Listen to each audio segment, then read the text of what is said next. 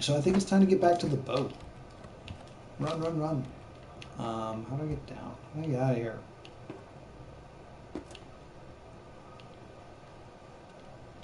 I'd like to leave it like this. So can I come down this way? Yeah, okay.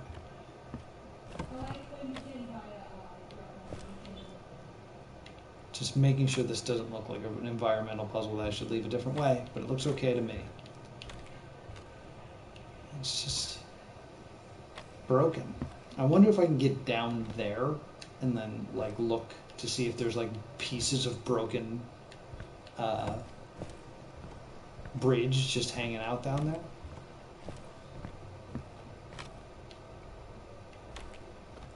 All right, I think this is leaving. Yeah, I think we're done with the treehouse finally.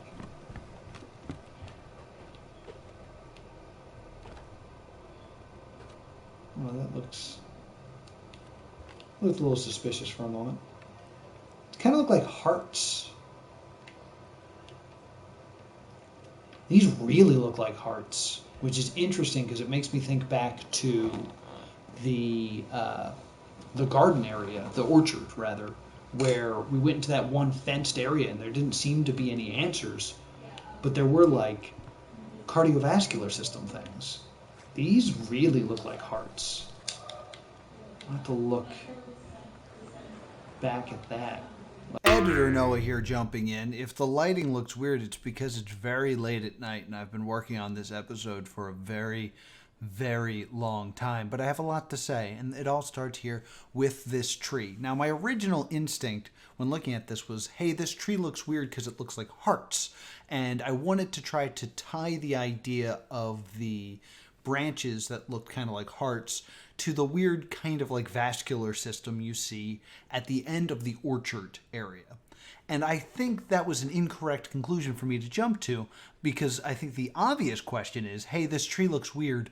What kind of tree is this? Because I don't see a tree that looks like this anywhere else in the game. Is it even a real tree?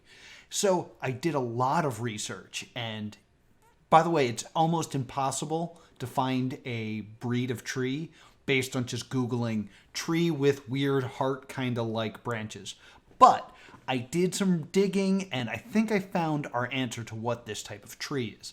Unfortunately, every picture of this tree I find seems to be owned by Shutterstock or something, so I'm not sure if I can include it in the video under fair use, but it appears to be either a knotted or pruned willow tree, as in like a weeping willow. So then that asks the question, or begs the question, one, why is this here? And two, why would it be pruned? The in-game answer would be the weeping willow is known for its like umbrella-like shape, where it has all these long branches that are kind of like delicate and soft, and it would cover up basically the entire house that surrounds. So in game, you can kind of make the connection or make the explanation that what's happening here is this tree has basically overgrown this one tree house and completely covered it.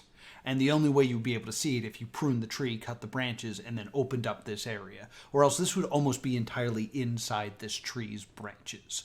So in terms of the story of the game and what's kind of going on here, if that's a willow tree, you would need to prune it to make this area work. From a symbolic point of view, the willow tree is a symbol of hope and fertility, and it's also usually called a weeping willow. So you could then say the fact that it's cut down would be the absence of those qualities. So it could be a symbol of no hope. It could be a symbol of infertility. I don't know if I really dig that connection because the whole game is kind of about perseverance. It's about like continuing and finding more and doing more and doing more. This would be the first like hopeless narrative that's kind of been presented. I've come up with the thesis many times that like what you're doing is not worth it versus what you're doing is hard work and worth it, and those ideas being at odds. The idea of it being a hopeless attempt to solve everything, hopeless is not a term that I would throw out there when it comes to the messaging of this game. So I don't know if there is a symbolic meaning, but it definitely seems to be a practical reason why this tree would be pruned, if it is a willow tree. Like, very interesting, very heart. I don't know how I feel about that. Anything under the steps, it's a video game. No, okay.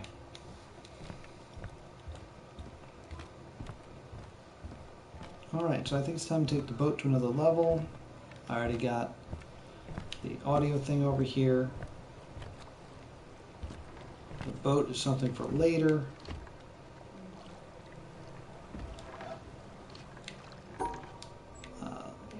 Little concerned about this whole going around the island things I can do here. Just out of curiosity. No, it can't cross over. We're going here.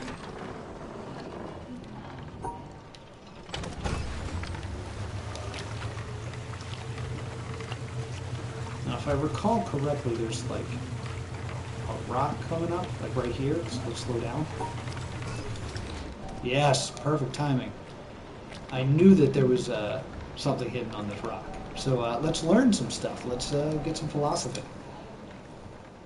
Lustily, I dipped my oars into the silent lake, and as I rose upon the stroke, my boat went heaving through the water like a swan. When, from behind that craggy steep, till then the horizon's bound, a huge peak, black and huge, as if with voluntary power instinct, upreared its head. I struck and struck again, and growing still in stature, the grim shape towered up between me and the stars. But after I had seen that spectacle, for many days my brain worked with a dim and undetermined sense of unknown modes of being. O'er my thoughts, there hung a darkness. Call it solitude or blank desertion. William Wordsworth, 1888. Interesting. All right, so I'm gonna have to do some research on that one because I didn't gain a whole lot from that, other than the fact that it's about being on a boat and you can only get to that if you're on a boat. But like, I was gonna say maybe it has something to do with like the situation you're currently in, but like, I'm very much on a powered boat, not a rowboat. There's no stars other than the sun. The sun's a bright star. But yeah, there doesn't seem to be anything else about that. So I'll have to look up that piece and figure out exactly where it's from, and I'll put the annotation in now.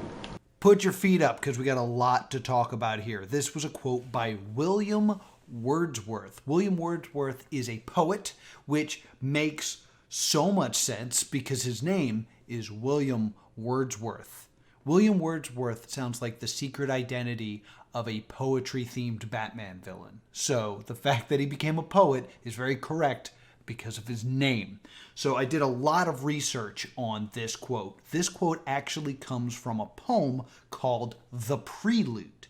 So the fact that it comes from something called The Prelude made me think that it might be important to read everything that comes before this and maybe read the whole poem. The poem is book 1 of 3, and the poem itself is 400 pages. It is the first of 3, like I said, and the third book was actually never finished. So needless to say, I didn't read all of it. But I did find that this is actually an autobiographical story. This poem is actually about an experience that William Wordsworth had. You can actually find the lake that he has this exact experience on. So I did a lot of research when it came to this whole thing. And first off, I think it's very interesting that it's a person's personal journey that they're trying to document and was unable to finish it. That kind of lines up with some ideas of the witness here, that not everybody finishes everything that needs to be done in this game. But that is just scratching the surface. So first and foremost, he steals the boat. The boat that is being used is stolen. And that was kind of the first time I ever had the thought, hey, whose boat is this? We are kind of taking this boat without permission. And it made me think, hey, should we be doing this? What right do we have to actually go to this boat? The boat is not accessible until we break into somewhere else by solving puzzles. So, hey, maybe we're not supposed to have this boat. But it's the only way to get to the treehouse. So, he steals this boat and he goes on this joyride. So, I found it very confusing, this quote. So, like, I really want to break this down and what is being said here. And as I rode upon the stroke, my boat was heaving through the water like a swan, when from behind that craggy steep, till then was bound of the horizon a huge cliff. So this is what's happening. He's in a rowboat. So when he rows, he sees a mountain. But while he's looking at this mountain, because you're facing the way you're like leaving, because you're in a rowboat, he's looking at this mountain, and it is much bigger than he thought. So imagine, if you will, this is our mountain here, and this medicine bottle. And then as he gets further away, the top of it becomes visible over the horizon as the horizon moves. So, and still growing, I'm going back to the quote, and growing still in stature, the huge cliff rose up between me and the stars, and still, with measure of motion, like a living thing, strode after me. So, what happened is, he was on a boat. He saw a mountain. He didn't think the mountain was as big as it actually was. And as he got further away, he saw that it was actually much, much bigger, and there was much more to the mountain than he originally thought. The fact that there was more that he had not comprehended inside the mountain frightened him, so he ran away. Lots of important parallels here. One, we will find out later, and if you're watching the series, I assume that you've probably already played the game. The mountain in the game is one of the most important areas, and there is so much more to that mountain than you think there is when you just first gaze upon it. Even when you first enter it, there is way more to the mountains. The idea that the discovery of there being more to the mountain, being frightened and making the player feel overwhelmed and like it's a thing that they can't handle and thus they need time away from it, makes a lot of sense in the context of this game. I also want to point out that that is probably the path you took to experience this quote. What probably most people do, because of the way the map of the boat is set up, the paths the boat makes, you leave the dock, and chances are you will see this rock as you leave the tree houses. If you go the other way, if you come from like the Tetris Marsh area, the block kind of hides the audio clip, the way the rock is kind of shaped. So you probably only see it when you're leaving the treehouse. So the way that you will probably drive the boat in this situation is you will leave the treehouse, see that, and the boat will continue towards the mountain. Then you'll realize, hey, I missed that audio clip, and then you will turn around and flee the mountain. The same way that this quote is set up, that William Wordsworth saw the mountain grow bigger, was intimidated by it, and ran away. The end of this talks about how the spectacle for many days of my brain would worked with the dim and undetermined sense of unknowing modes of being. There's things that he doesn't understand in my thoughts. There was a darkness, call it solitude. So here's the thing, gang. There's part of the quote missing. In the game, they take out a sentence or two. This is the complete part. Rose up between me and the stars, and still, with measured motion, like a living thing, strode after me.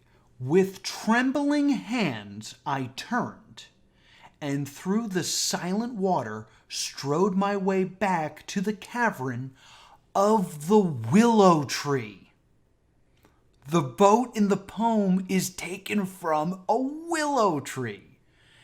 And very much like what you will most likely, not everybody, what most likely will do is you will leave the treehouse, which we've now established has a willow tree, leave that area, go towards the mountain, realize you missed something, and turn back around.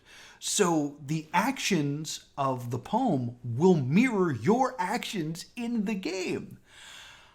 I found this amazing because I had just stumbled upon the willow tree idea. So it's very possible that this whole area is meant for you to reflect and mirror the actions that William Wordsworth actually took in his poem, The Prelude.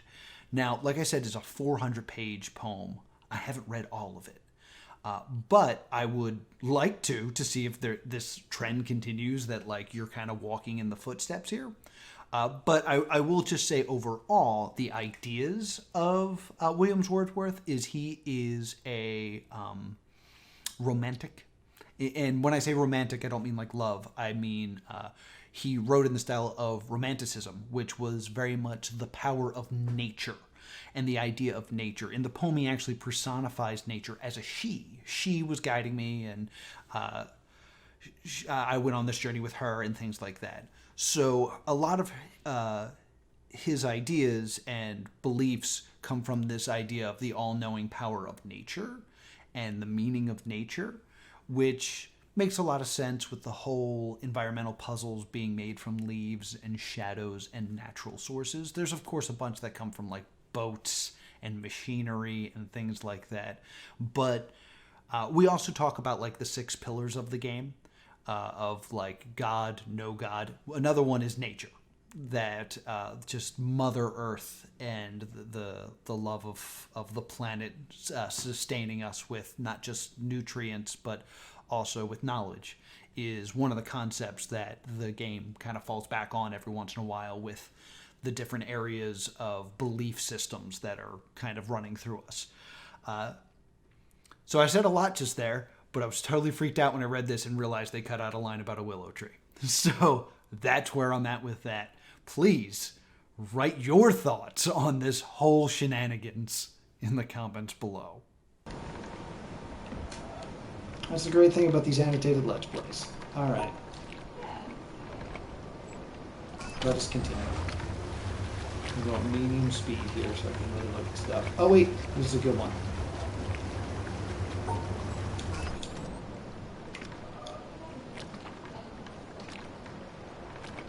Maybe we can get a bit closer, but if you look, this is a person.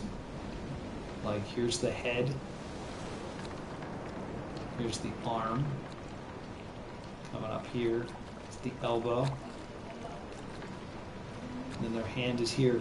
And if you get close enough, the reflection will actually make the other half of that person. Let's get a little closer.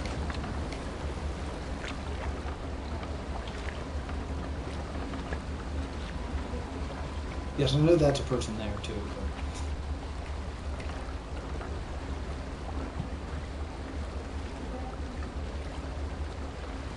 Maybe, I think I took the wider route, so we might not actually get to see it perfectly. But you can kind of see, like, there's the hips, and then there's a leg laying here. It's kind of like a person like this.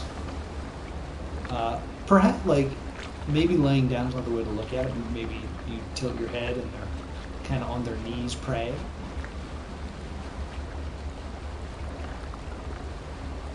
Yeah. It's nifty. I chose the long route so I could get that thing. But maybe if you took the route this way, you'd get a better eye on it.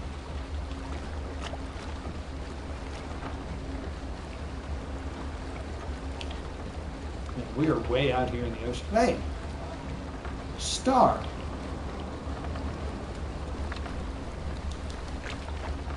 Well, that's interesting. Maybe the moon? Or maybe it's just a dead pixel on my TV? Who knows? Interesting. There is, in fact, a star. Besides that one, the big one. So I want to just clarify this because I think I've already said this a few times in some other videos because I come up and I want to talk all the time. But the idea of the star in the distance being the only star in the sky besides the sun, and if I were to make a constellation, the only constellation you could make would be a straight line, and The Witness is all about making straight lines. I am kind of starting to fall against that idea. I think that's a fun concept, but it doesn't make a lot of sense for a couple reasons. The first thing I want to say is what kind of like made my mind think about this is William Wordsworth, because we haven't talked about him enough. He says in the poem, when he's talking about the mountain and growing still in stature, the huge cliff rose up between me and the stars. And I was like, there's not really a lot of stars in the sky in this scenario. There's only the two here. Matter of fact, it's daytime. Why would we even see a second star? We see the sun, of course, because it's the sun. But the fact that I'm seeing a white dot in a daytime sky and thinking star seems incorrect. So I did a little bit of research on some other things that star could be, because you don't see stars in the daytime. It could be the moon, but that's not really how the moon appears in the daytime sky either. The moon tends to be a little bit bigger when it appears in the daytime sky. Two would be a satellite, but since satellites' rotation around the Earth is a little bit closer, usually satellites are obviously moving. In the daytime, it is possible under certain situations to be able to make out the planet Venus, the planet Jupiter, and the planet Mars. So the idea that perhaps this is actually another planet that you're seeing, because that makes more sense in terms of the rules that we've established with this game. Like, time is not moving, despite the fact that like rivers move and things like that. The rotation of the planet doesn't seem to be happening because the sun doesn't move. So whatever is in the background, I guess it could be a satellite because not a lot of things are rotating. But whatever we're seeing like really far away, the fact that it's not moving, like it's not an airplane, it could be another planet under the right circumstances and like where we are in terms of the locations in space and things like that. That doesn't really answer the questions of why are we seeing it. I've been thinking about this for a really long time, and I don't have a really good answer for why we would see something like that in the sky. Except one, because I can't get it out of my head. One of my favorite movies is The Truman Show. And in The Truman Show, the moon is actually where the director looks down upon us. And if this whole thing is about witnessing, and I've been saying that maybe this is some sort of like experiment or false world, that perhaps this is where someone is watching us from. Like perhaps that is something in the distance of importance. Or it's just a dot. I don't know, but it's definitely really weird that it's there. Maybe it's an airplane.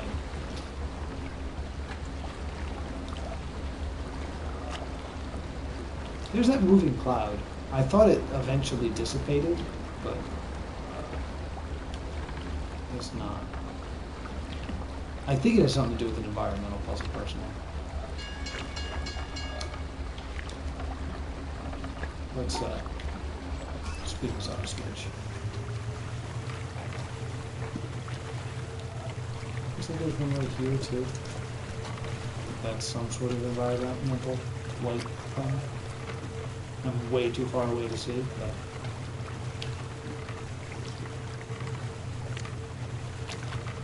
star. Interesting.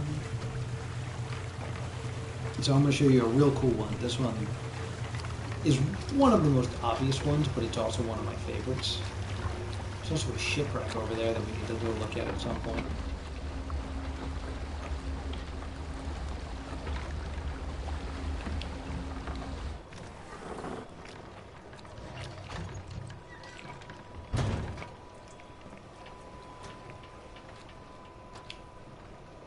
But alright, so I thought there was an environmental right here, but maybe I just don't see it. But check this out. You got this really cool, gigantic statue up here, right? And then you also got this tiny statue here. But the right spot, you can make them hold hands. And they're looking up at each other. Oh, it's so cool. So cool. Just got to be standing at the exact right spot. Make a reach. Oh, come on, you can make it. Reach. I gotcha. Let's talk about these statues. So first off, I kind of play around with them, like kind of grasping. And it's like, oh, now they're here. Oh, now they've made it. Oh, and I kind of was trying to play with the idea of what is actually the correct point of view. Should they actually be holding hands? Are they actually holding hands, or are they reaching? I will just bring this up just because it was thrown at me by someone else. I forget when. But the ideas of hands reaching each other, of course, makes you think of the creation of Adam, which is on the 16th chapel.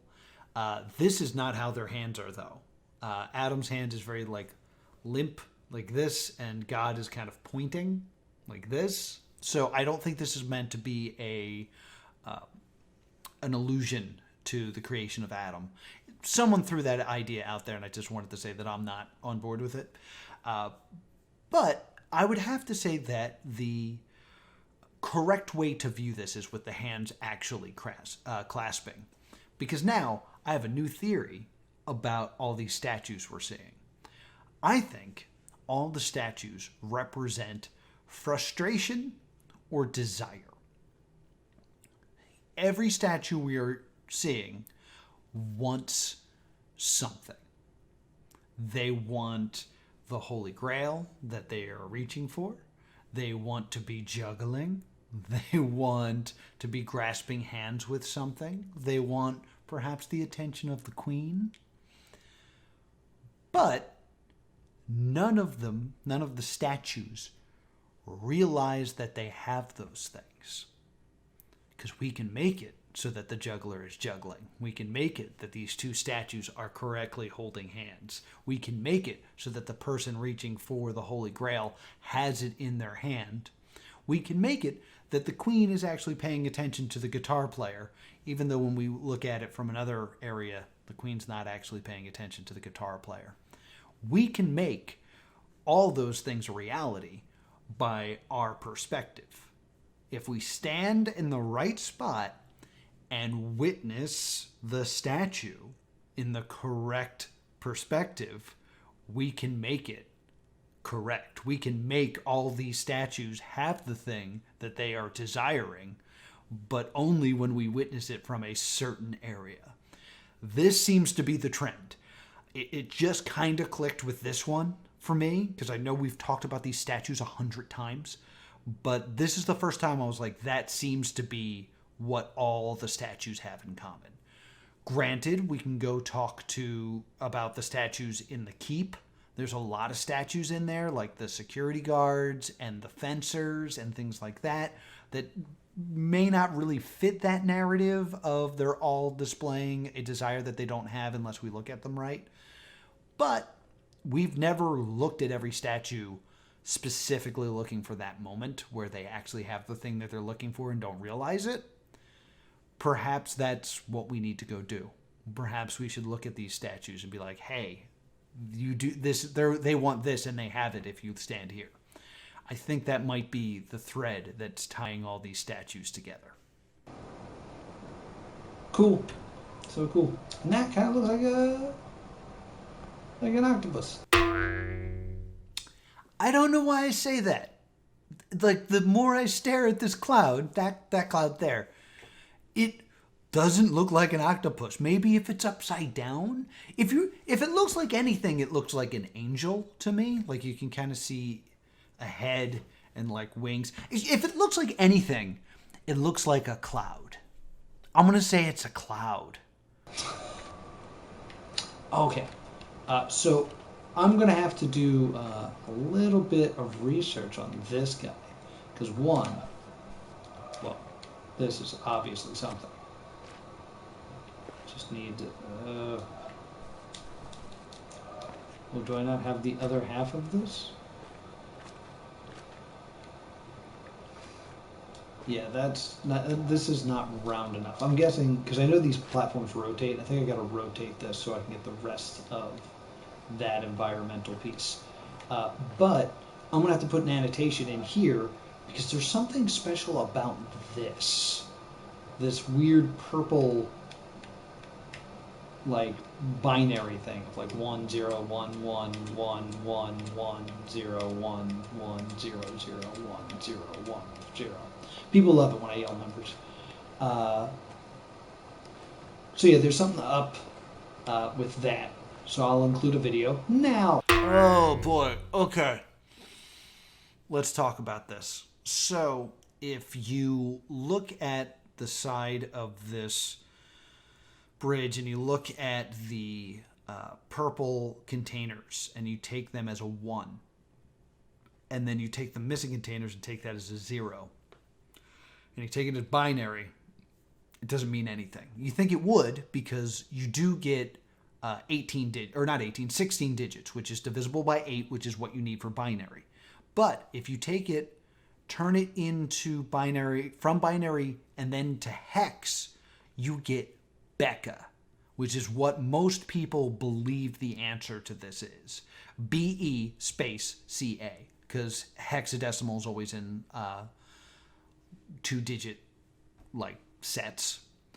So I did some research. I cannot find anyone connected to this game with the name BECA or Rebecca or anything that would imply that, especially because BECA, in terms of Rebecca, is usually BECCA. I don't think this is right. I don't think, because if you look, other people have discussed this idea that the hidden code here is BECA. I think they're wrong. I do think there's something here, though. This is a very specific detail that doesn't seem to be referencing anything else. And for it to be here, and clearly it's part of a environmental puzzle, but when I say I think the people that believe that this says BECA are wrong, I'm not saying that this is dumb. I'm saying I don't think this has been solved yet. So I spent way too much time screwing around with this. I tried flipping the binary so that zeros were ones and ones were 0, and I got A5. That doesn't seem to mean anything. I tried it backwards and I got S bracket. That doesn't seem to mean anything.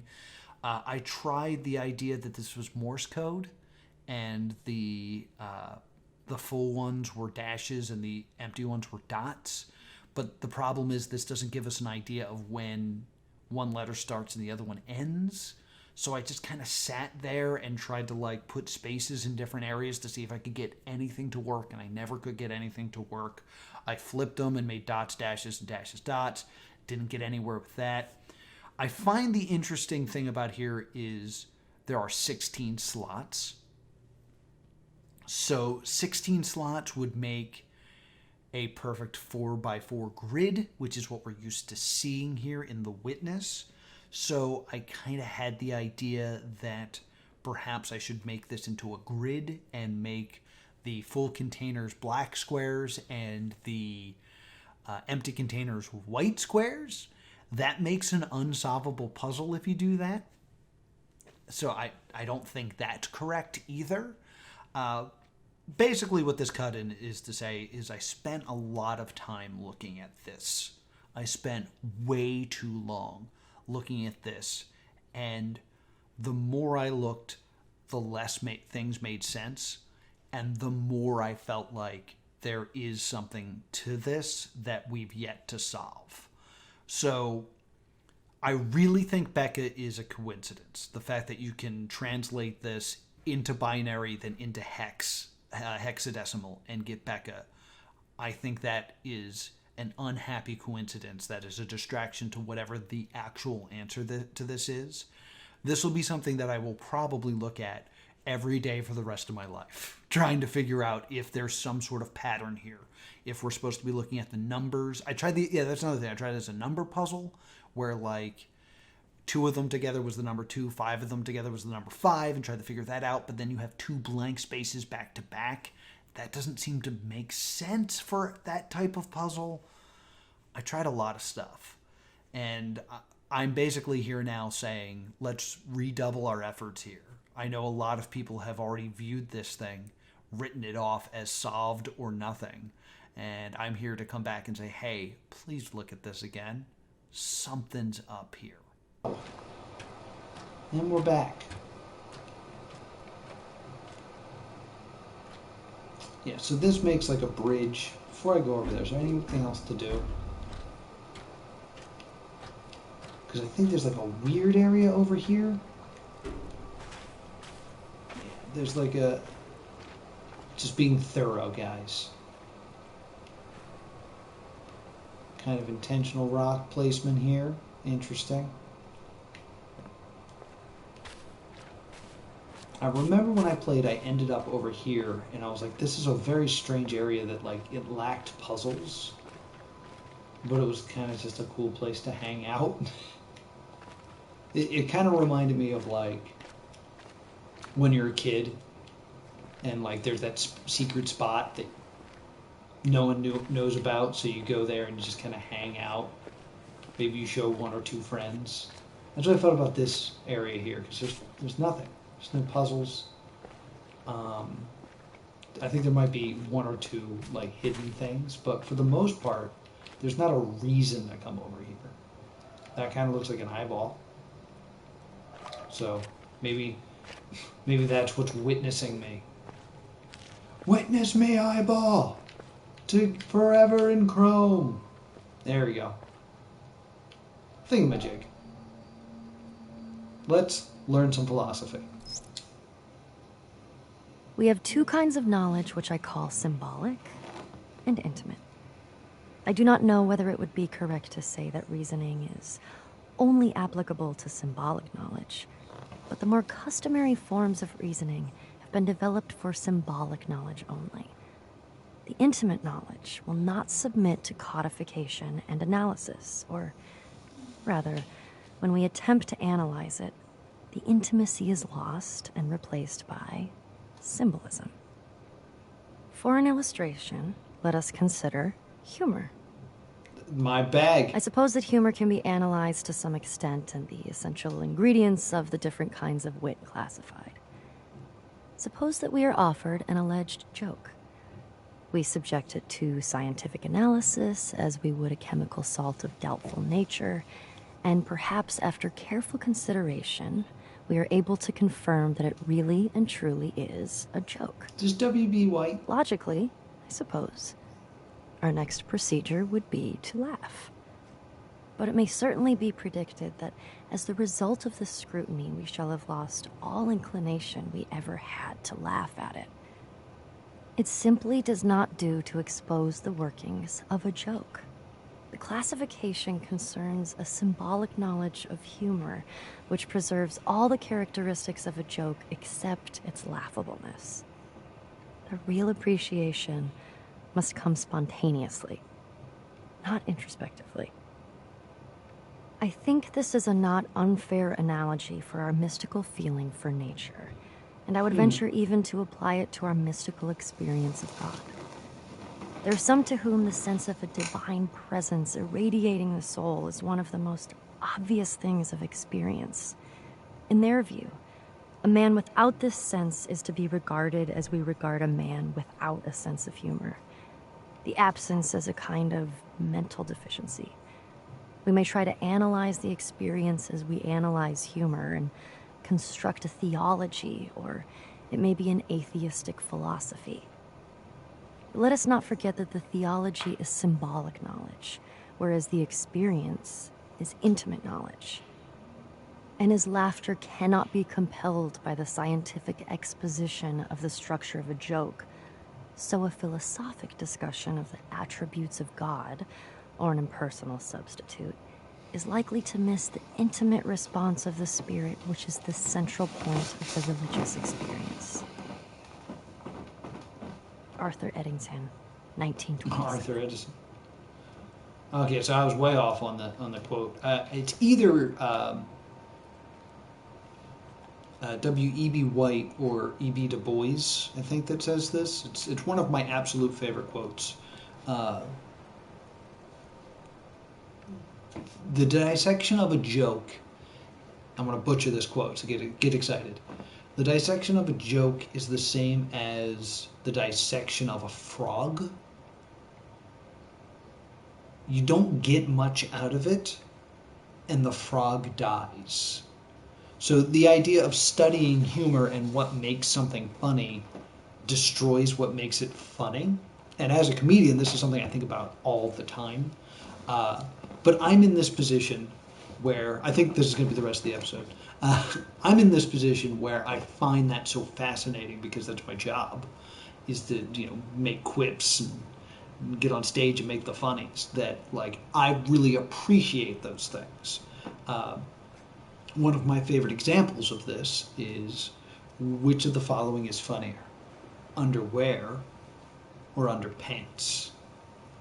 Now, we can both agree that it's hilarious either way, because we're talking about undergarments. But one of those should be naturally funnier to you, underwear or underpants. Go ahead and leave a comment below before you hear the rest of this. Underwear versus underpants. Go. So the quote I'm talking about here, it's E.B. White. E.B. White talks about the frogs things, and I'm just kind of jumping in here so you have time to answer the question about underwear versus underpants. Really do it. Pause the video. Which one's funnier? All right, you did it? You did it? You promise? All right, back to the video. You did it? All right, cool. Most of you should say that underpants is funnier. But you probably don't know why. The reason usually is underpants is not as common a word as underwear, but it's actually because it's funnier because it has more stop plosive letters. With underwear has the D, underwear. Underpants has 3, under, p, and t. That punching sound is a funnier thing. That's why it's called a punch line, because it hits you harder. That's why commonly with a joke, the setup will be a lot of S's and M's and gliding letters, and then your punchline will be full of B's and T's and K's. A lot of people say K is the funniest letter, but won't go any further than that in comedy. But it's true to an extent. Sure, the joke itself has to be funny on its own, but it's funnier with these noise. That's why I slipped in the word undergarments, because it has a bunch in it just a moment ago. And I also threw in a silly voice. So the deconstruction of comedy hurts comedy, but it allows you to then use comedy. And it is this bit of sadness, maybe? I don't know. But often when I watch comedy, when I watch stand-up comedy, because it's the thing that I've studied the most, I don't laugh anymore. I just simply go, that's funny. Because, I see the science of it, and thus I don't get the laughter, but I still appreciate it. I kind of also, I like to draw a line between comedy and magic, because, either something is funny or it is not funny, or something fools you or it doesn't fool you with magic. And that's why I love Penn and Teller's Fool Us, because Penn and Teller know how to do everything, but every once in a while, they know how to do everything, yet they could still watch magic and appreciate it and be like, oh, that was a really good use of that maneuver. That's a really good palm. That was a really good stop plosive at the end of that joke. But every once in a while, something tricks them up and gets them. And then they learn a new thing, and then it won't get them anymore. So they're acquiring more and more knowledge, and the chances of being fooled is getting slimmer and slimmer.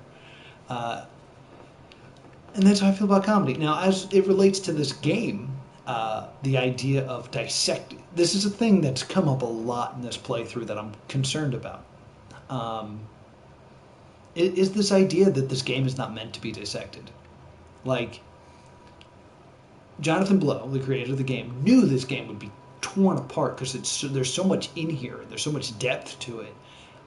But to complete it is a very difficult task. And the true people who will enjoy this game won't complete it. They'll just play it and have that time of enjoying it. And then it'll be over. And then that's it. But I'm going to sit here and I'm going to try to 100% this, which means there will be a point where right now we're probably, well, actually no, we're, because there's supposed to be 664 puzzles total, and I'm currently at, not counting the stuff I did at the start of this episode, I was at 285, so I'm close to like, I'm like 40% done the game, which means the act of getting another puzzle done is easier, right? Because there's more to be done. Eventually we'll get to a point where there's only like 4 or 5% left to do, and then finding those and getting those, that's going to be like the very difficult part of it. And since I've done so many of them, it won't fill me with that joy the same way that knowing how to tell jokes and then hearing a joke that's just a little different won't be as like catching. I don't know. But the idea of like searching for meaning and searching for a god is a thing that keeps coming up in this game. And here it's come up again, and once again the message is, hey, don't do that. But I want to do that, so let's continue to run around this island. So I've already talked about this quote at length. Thanks a lot, player Noah. You're stealing my job. But I do want to talk about Arthur Stanley Eddington a little bit. He's a physician, a mathematics, and astronomer. And I kind of, I've missed this little bit here. But you can see the star from where that is. That perhaps could be referencing the star, because this is an astronomer speaking. I'm back to calling it a star after the whole speech I gave earlier. But I saw maybe a possible elaboration or collaboration or melding of those ideas. Because, and this is something that I really dropped the ball on in an earlier video, but the people leaving the audio videos, or the audio clips, rather, are very much aware of the environmental puzzles. Because often, like with the boat and, other areas where it's very clearly tied to the surroundings, the audio clips are referencing their location. Other times they're very clearly referencing a environmental puzzle. We saw this, probably the best example was when we saw the two right before the sound jungle and the trees together make an environmental puzzle. It's very much obviously a clue to give you that environmental puzzle. So it should be noted, now that we know, because in the previous video the girl said what, that the people leaving these audio clips are in fact characters to be thought about, that these characters are here and giving us hints specifically for the environmental puzzles, which means that whoever is leaving these audio clips, whoever they are, want us to discover and find all of the audio clips and all of the environmental puzzles. So the fact that they value that, and the fact that they are hinting so that you accomplish that goal, means that you accomplishing that goal is important to them. And that's not something that we consider a lot when it comes to this idea until recently. So it's a new idea that we want to put out there. Who are these characters leaving these audio clips? And why are the environmental puzzles important to them? The other thing I want to say is this also has a cut line. The cut line is the very first line of this, which is, may I elaborate on this objection to introspection? So the idea of introspection is, the idea of like kind of deconstructing your own thoughts and looking within for your answers. So this is an argument for doing that. May I elaborate on this objection to introspection? Actually, it's an argument for not doing it. He's objecting to the idea of doing that. He also says that there are two types of logic. There's symbolic knowledge and intimate knowledge. This, I tried to do some research on what those are. Symbolic knowledge is the idea of symbols, basically, using one thing to explain another thing, which is exactly what all of the puzzles are. Is like the concept of the line needs to separate colors is explained through black and white squares, for example. Intimate knowledge is when you know something very, very, very well. This is going to tie into a lot of future episodes because spoilers for late game The Witness, which I assume is why you're here, I am taking on a very certain challenge in the future, which I'm still streaming. If you're watching this video the day it uploaded, I still stream The Witness, and I'm currently working on the challenge on Wednesdays on Twitch, so join me for those. But symbolic knowledge is when a symbol means something. So I'm doing a witness puzzle. I see a Tetris piece, and I understand what that Tetris piece means because I know what that symbol means. If I had intimate knowledge of it, I wouldn't need words to explain that. I would know it so well that I was just like, oh, I do this.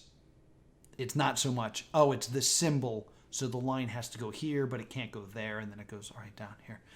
If I had intimate knowledge, it would be, I see that, I know what that means. Done. So this could be hinting at the idea of if you only have symbolic knowledge of the puzzles, you will never complete this game. You have to know them intimately. At least that is my understanding of symbolic versus intimate knowledge. I did a lot of research on that, and I couldn't find a lot of concrete stuff in terms of the context that Arthur Eddington is using those terms. But that seems to be a basic definition of both of those things, and tying it into the ideas of The Witness. Could mean something more. As always, this is a conversation. Leave your comments below. What do you think about this quote? I just want to check out the rest of this area.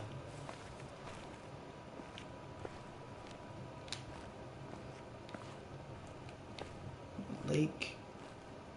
Can't quite see the bottom. Eyeball. That's where we just were. I don't think this is a real one, but like I kind of see a dragon or maybe just like a phoenix of some sort. It looks like, or a turkey just kind of sitting on this rock shooting a laser out of its mouth. Do you guys see that? Like there's the eye of this turkey, there's like the beak, and then the neck comes down and it's got like feathers and there's like a wing here, and then it's shooting a laser out of its mouth. Sometimes I think I'm just insane. Are you insane? No, I have no idea what you're talking about.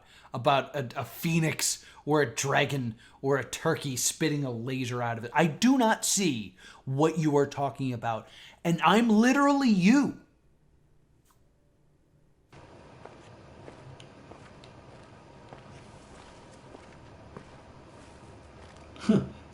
Let me in. Let me in. So I think this is a Dark Souls shortcut. Because that's clearly a door. And that'll just lead you. That's probably exactly what it is. Ah, that's weird. Because I had this relationship with this area a moment ago where it was kind of like this pointless place to chill. And now I've assigned it. Now I've found its purpose. It's just a back door to get you back to the boat after you've spun all the platforms around. I don't know why I hate that so much. But I hate it so much. I legitimately feel like I lost something, which sucks because I just talked the whole thing about like, nah, I still appreciate it even though I understand it. But now that I understand it, I'm upset.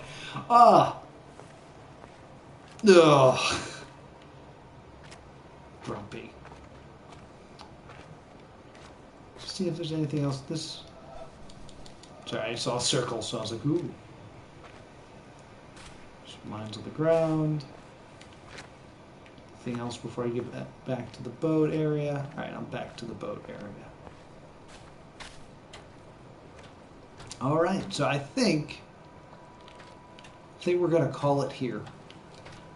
So, we finished the tree house. for now. I'm sure we're going to have to go back because I'm sure I missed something there. And now we're in this new area where we're...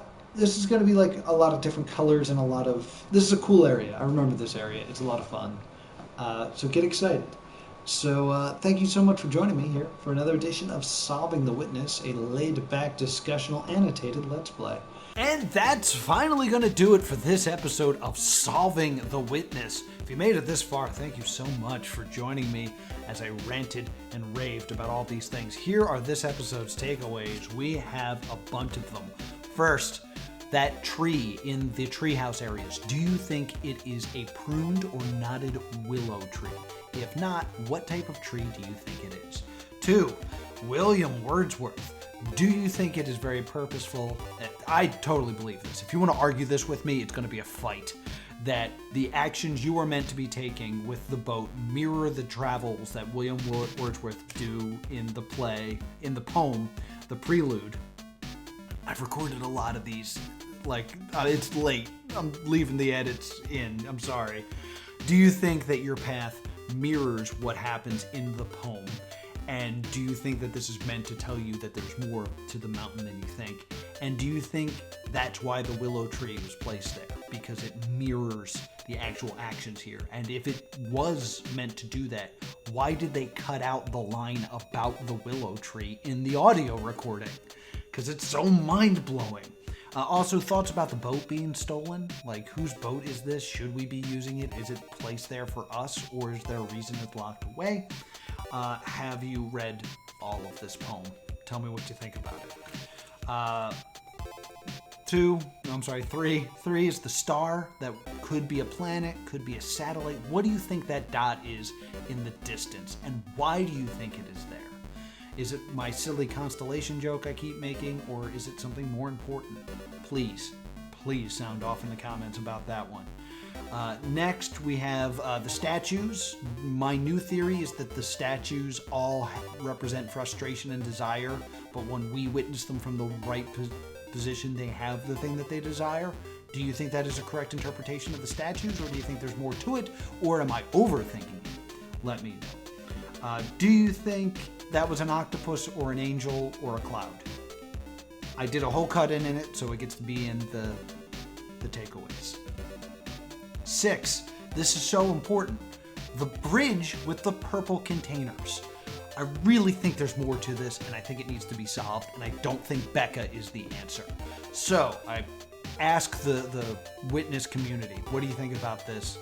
Please, get back in there. Tell me what the point of these containers on the bridge is. Perhaps there's just a reason why it would hold fluid like that. Maybe it's something to do with bridges that I don't understand. That it would suck up like water that was nearby and like that makes it buoyant or something. There's something with this bridge. That detail is too prevalent to not be important. Next, E.B. White. Did you say underwear or underpants? I want to know that. That's really not tied to most of the other stuff, but I think it's fun because I love comedy. Also, we got to talk about the Arthur Eddington quote. I didn't go into a lot of details here in the cutaway about it, but what are your thoughts on that quote? And what are your thoughts on the idea of intimate knowledge versus symbolic knowledge and how it ties into the ideas of completing the puzzles of the game? And finally, do you see that laser chicken that I talk about? I don't know why I say that out loud when I play it. When I went back and edited it, I looked at it 100 times and I was like, I don't see a dragon. What is Noah talking about? Those are your takeaways. Please be sure to join me live when I stream this on Twitch on Wednesdays at 3:30 Eastern Standard Time over on +2 Comedy on Twitch. And also, be sure to subscribe to this channel so you can get a notification next time we try to solve the witness.